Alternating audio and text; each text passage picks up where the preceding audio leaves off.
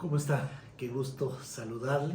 Es una bendición, es un privilegio poder estar nuevamente con usted para que sigamos teniendo pues estos estudios de doctrina básica, doctrina cristiana, en la cual pues la idea es que vayamos reforzando, que vayamos estando claros en esas bases de lo que es nuestra fe. Vamos a avanzar el día de hoy, vamos a iniciar a hablar de lo que es el plan de salvación, ya en base a lo que ya hemos platicado en las otras reuniones, pero no sin antes pedir la bendición de parte de nuestro Señor. Así que le pido, por favor, cierre usted sus ojos, vamos a pedir la guianza de parte de nuestro Dios. Amado Padre, bendito Señor, Dios eterno, Dios de gloria, te damos gracias por la oportunidad que nos das de meditar en tu palabra. Te suplicamos, Señor, por favor, que tú nos hables, que tú nos muestres, que por favor, Padre eterno, podamos entender y recibir lo que tú tienes para nosotros. En el nombre santo y bendito de tu Hijo amado, nuestro Señor Jesucristo, te lo rogamos. Amén y amén. Bien, vamos entonces. Hemos platicado de algunas cosas ya que son básicas, contexto para lo que vamos a iniciar el día de hoy. Hoy vamos a platicar sobre lo que es el plan de salvación.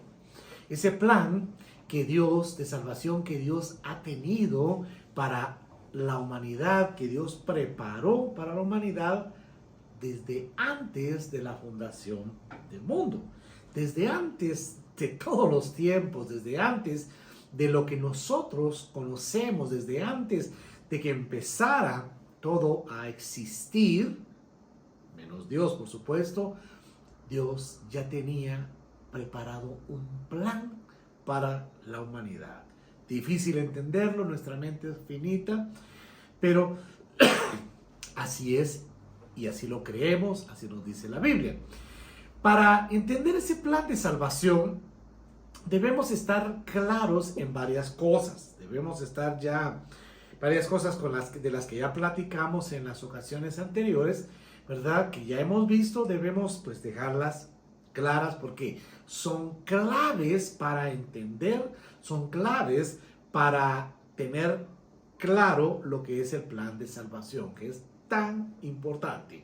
En primer lugar, tenemos que entender que Dios es eterno, no tuvo principio y no tendrá fin. Lo hablamos y Dios es así. A Dios nadie lo creó.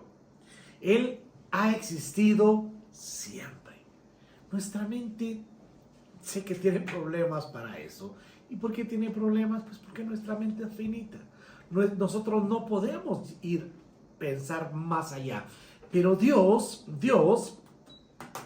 no tuvo principio ni tendrá fin. Dios ha existido siempre, siempre, siempre. En un periodo de tiempo, en determinado momento, Dios crea, empieza a crear, ¿verdad? Pues no sabemos qué es lo que creó Dios primero, ángeles, pero Dios crea, ¿verdad? En un momento, ¿verdad? Pero Dios, que esto es lo primero que tenemos que tener claro, Dios es eterno.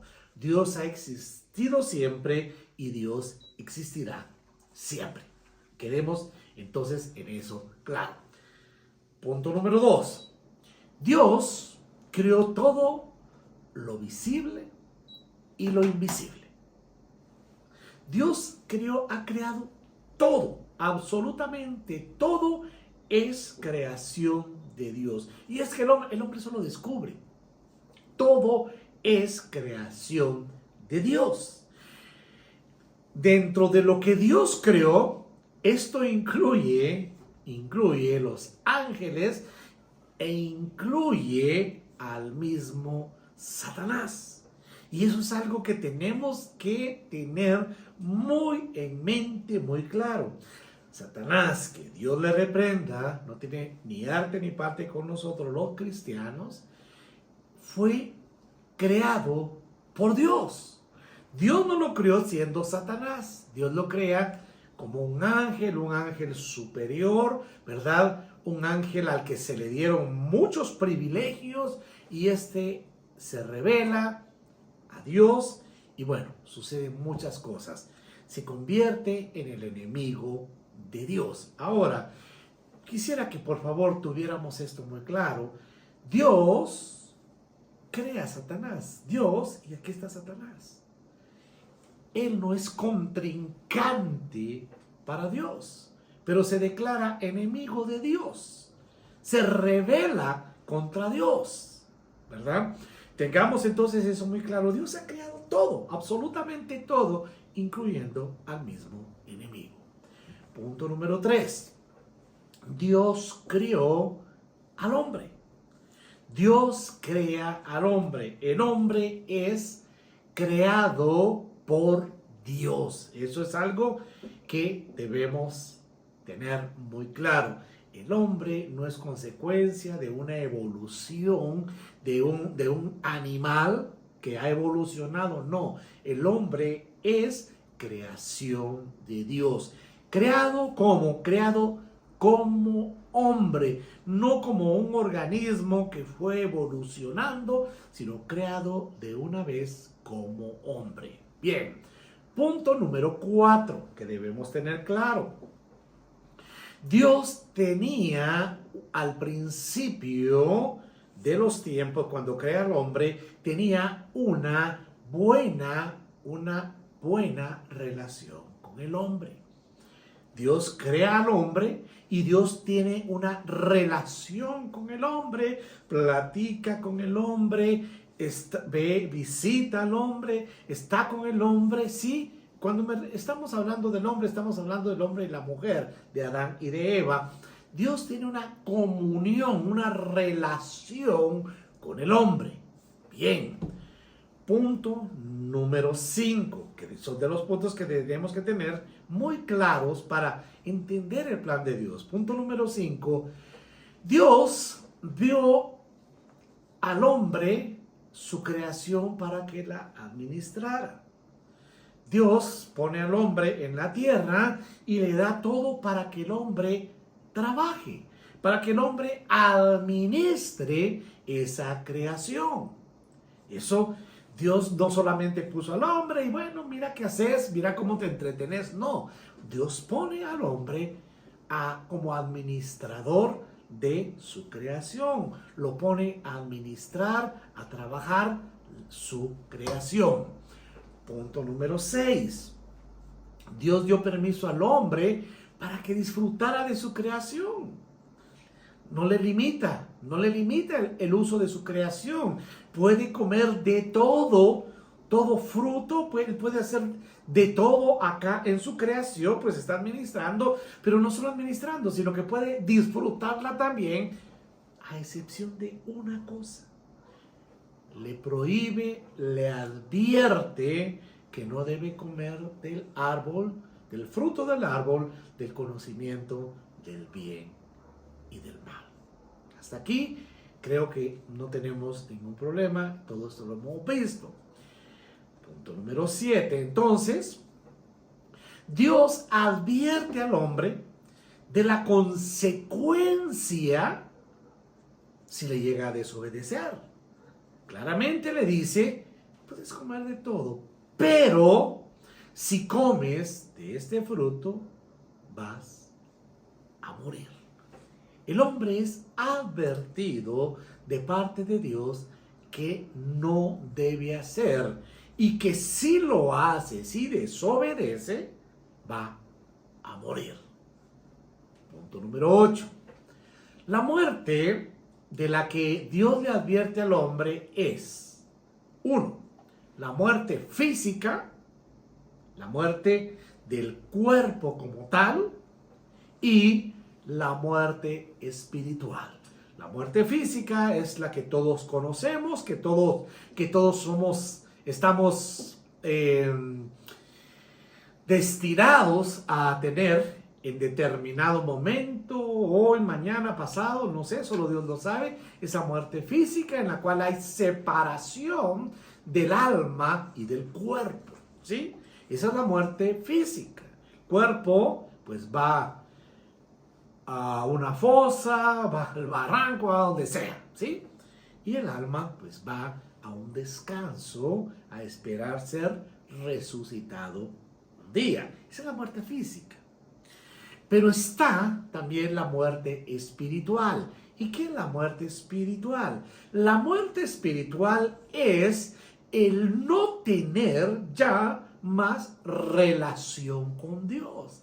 Es el estar eternamente el día que se resucite, porque todos vamos a resucitar un día, el día que se resucite, estar totalmente alejado de Dios, sin esperanza alguna de volver a tener relación con Dios, auxilio de Dios, ayuda de Dios, nada de parte de Dios, separado totalmente, sumado ¿a qué? Sumado a que se estará con cuerpo en donde, en el infierno, que es el lago de fuego, acompañado de Satanás, el anticristo, el falso profeta y todos los demonios.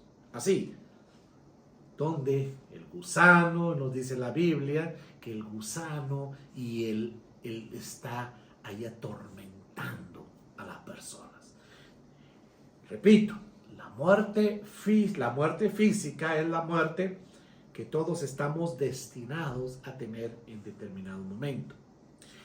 Pero todos somos también destinados a resucitar un día. Nuestro cuerpo, no me pregunte cómo porque no lo sé, nuestro cuerpo va a volver nuevamente a unirse y vamos a resucitar, vamos a volver a tener vida. Así. Después vamos a hablar de cómo y dónde. Pero somos llamados a resucitar. Uno.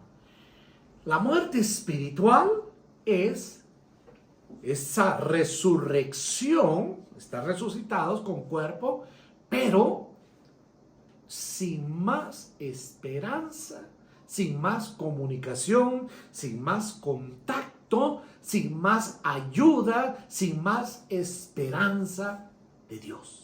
Totalmente separados de Dios, lanzados físicamente al lago de fuego, que es el infierno, acompañados, repito, de Satanás, de los demonios, del falso profeta, del anticristo, acompañado de todos aquellos que no reciban a Jesucristo como su Señor y Salvador. Esa es la muerte espiritual. Muy bien. Punto número 9. El hombre, a pesar de ser advertido, desobedeció a Dios. El hombre, a pesar de ser advertido de la consecuencia, si desobedecía a Dios, lo desobedeció. Y por tal motivo, se hizo acreedor a un castigo de parte de Dios. Dios le había advertido, ¿sí? ¿Estamos claros con eso? Dios le había advertido, pero el hombre a pesar de eso desobedece. Como consecuencia a esa desobediencia se hace acreedor ¿a qué? Uno, se enemista, se hace enemigo de Dios. Se pasa del lado del enemigo de Dios, por consiguiente el hombre se enemistó con Dios. Vea eso, qué terrible. El hombre se enemistó con Dios. Uno. Y dos, el hombre viene y ya, como consecuencia, el hombre está condenado como castigo a la muerte física y a la muerte espiritual. Bien, sin embargo, desde ese momento que lo hablamos, Dios le hace ver al hombre que tiene un plan para recuperarle. Vamos entonces a ir viendo acá algunos otros puntos. ¿Estamos claros con esto? Espero que estemos claros con estos nueve puntos que acabamos de ver, ¿verdad? Que deberíamos de tener muy claras para hablar bien del plan de Dios. Veamos aquí algunos puntos rapidito. En primer lugar, el plan de Dios, Dios lo tenía listo desde antes de crearlo todo. No es que a Dios se le haya ido de las manos el hombre, no es que a Dios se le haya ido de las manos la creación y entonces vino Dios y bueno, vamos a ver qué hacemos, cómo arreglamos esto, vamos a ver qué puedo hacer, le ponemos un parche a todo esto y ahí vamos a ir viendo en el camino qué hacemos. No, Dios tenía desde antes de la fundación del mundo un plan. Eso es lo que nos dice la palabra de Dios en el libro de Efesios, en el capítulo 1 y versículos del 3 en adelante. Lo que le pediría es si usted me puede acompañar con esa parte de la Biblia. Repito, Efesios capítulo 1, versículos del 3 en adelante. Y estos versículos usted ya lo ha leído, porque el día miércoles en los estudios bíblicos, ¿verdad?, de este libro estamos platicando. Dice así la Biblia: bendito sea el Dios y Padre de nuestro Señor Jesucristo, que nos bendijo con toda bendición espiritual en los lugares celestiales en Cristo. Vamos al versículo 4, que es el que nos interesa ahorita esto. Según nos escogió en Él. ¿Nos escogió en quién? Según nos escoge en quién. Nos escoge en Cristo Jesús antes de la fundación del mundo para que fuéramos santos y sin mancha delante de Él. Veamos esto claro. Repito, Dios tenía ya un plan desde antes de la fundación del mundo. Ahora, aquí quisiera que nos detengamos un momentito. Dios es uno. Pero Dios se presenta a la humanidad en tres personas: Padre, el Hijo y el Espíritu Santo. Entendamos bien esto. Pruebas bíblicas de eso hay muchas, pruebas que nos hablan de la Trinidad, pero no nos vamos a detener el día de hoy tanto en la Trinidad. Tendremos nuestra plática sobre la Trinidad en determinado momento. Ahorita entendamos esto: desde antes de la creación del mundo ya existía el Padre, ya existía el Hijo, ya existía el Espíritu Santo. Prueba de eso es que lo que nos dice el capítulo 1 y versículo 1 del Evangelio según San Juan. Nos dice así: en el principio era el Verbo, y el Verbo estaba con Dios, y el Verbo era Dios. ¿Y quién es el Verbo? El Verbo es Cristo, el Verbo es el Hijo. En el principio el Hijo estaba con Dios. ¿Y por qué estaba el Hijo con Dios? Porque el Hijo es Dios. En el principio nos dice Génesis capítulo 1 y versículo 1: creó Dios los cielos y la tierra estaba desordenada y vacía, y el Espíritu de Dios se movía sobre la faz, ¿sí? El Espíritu Santo se movía sobre la faz de las aguas. Vemos acá en estos versículos, en estas dos partes de la Biblia, que vemos al Padre, al Hijo y al Espíritu Santo. Pero ojo con algo, nos está aquí hablando de el principio. ¿El principio de qué? Lo que le acabo de decir. El principio de la creación. El principio de donde empieza la historia de la humanidad. El principio de donde podemos empezar a contar. Pero antes de ese principio, Dios ya existía. Dios ya existía como Padre, como Hijo, como Espíritu Santo. Dios es uno y se nos viene a presentar acá a la humanidad en tres personas: en el Padre, en el Hijo y en el Espíritu Santo. Entonces acá cuando nos dice según nos escogió en Él, oiga bien, pero mejor regresemos al versículo 3. Bendito sea el Dios, ¿sí?, y Padre ¿de quién? De nuestro Señor Jesucristo. Es lo que nos está diciendo aquí en el libro de Efesios. Si usted se da cuenta, el libro de Efesios en el capítulo 1 y versículo 3. Bendito sea el Dios y Padre de nuestro Señor Jesucristo. Vemos aquí al Padre, a Dios, ¿sí? A Dios, pero de una vez nos dice Dios y Padre. De una vez Dios es uno, pero de una vez nos habla del Padre y nos habla del Hijo. Vean, eso precioso. Esto es algo que nuestra mente no logra entender. Es algo bello, son esos misterios que un día veremos. Pero Dios, aquí nos lo está diciendo, bendito sea el Dios. Vemos a Dios, nos está hablando de Dios. Y Padre, y de una vez nos empieza aquí el apóstol Pablo a hablar ya del Padre y de nuestro Señor Jesucristo y del Hijo.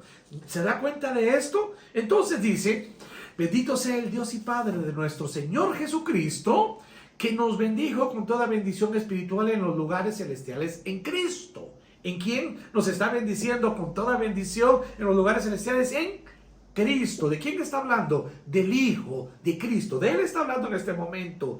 Según nos escogió en Él. O sea, según nos escogió en quién. Según nos escogió en Cristo Jesús. Antes de la fundación del mundo, antes de que todo existiera, ya el Padre nos estaba escogiendo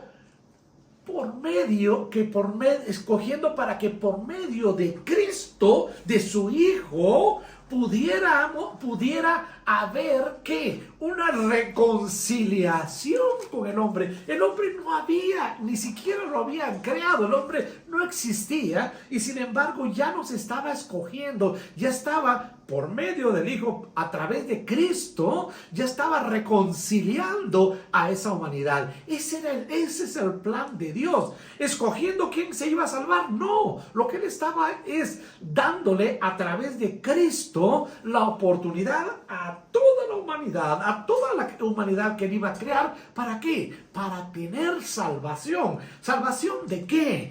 Para salvación de esa muerte espiritual, para que el hombre no estuviera condenado a estar separado eternamente de Él, para que el hombre pudiera venir y al resucitar volviera a tener esa relación que iba a tener desde el principio y que tuvo desde el principio, ¿sí? Con Dios por la eternidad. ¿Se da cuenta de esa belleza? Entonces, y Él nos escogió antes de la fundación del mundo. ¿Para qué? ¿Para qué nos escoge Él? Para que fuéramos santos y sin mancha delante de Él. Dios quiere una creación. Dios quiere un hombre, mujer, por supuesto. Dios quiere un ser humano, hijos santos y sin mancha. ¿Qué quiere decir esto? Dios quiere que su creación, que el hombre sea un ser que se aparte del pecado. Dios quiere eso. El pecado está ahí, pero Dios quiere un ser que con convicción propia, que por voluntad propia se aparte del pecado, porque el pecado ofende a Dios, el pecado lastima a Dios, pero Dios quiere un ser, no un ser que camine en una forma autómata, que camine en una forma inconsciente y que actúe por instinto. Dios no quiere eso. Dios quiere un ser que por voluntad propia decida apartarse del pecado, decida servirle a Él, decida vivir una vida así, una vida que agrade a Dios y que no haya mancha en Él, que no haya reproche hacia Él. Del hombre me refiero, que no haya un reproche, que se reproche que el hombre hace esto, hace lo otro.